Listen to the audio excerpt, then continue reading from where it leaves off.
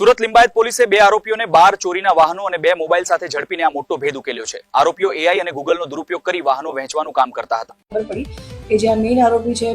Main સુલતાન શેખ અને સોએબ શેખ અલી, જેઓ છેલ્લા 6 મહિનાથી આ રીતે ચોરીની બાઇકો લાવતા હતા, જેનું ગૂગલ એપમાંથી અને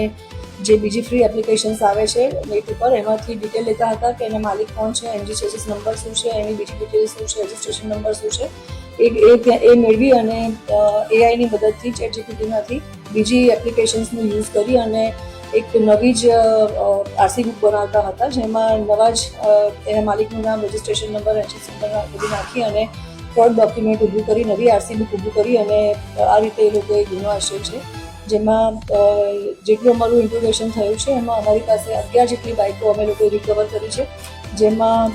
લિંબાયત પોલીસ સ્ટેશનના 3 બાઇક એ લોકોએ ચોરી કર્યા છે, ગોડાદરાના 4 બાઇક ચોરી કર્યા છે, સારોલીના 3 છે, પુરા પોલીસ સ્ટેશનનો 1 છે અને ઉધનાના એક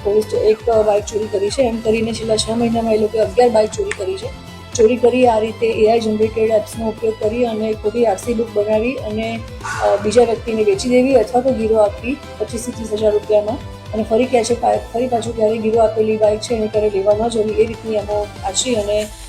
આશરે 11 જેવા બાઇકની ચોરી અત્યારે લિંબાયત પોલીસ સ્ટેશનમાં અમે લોકો ડિટેક્ટ કરી છે અને બંને આરોપીને મેં એરેસ્ટ કર્યા છે।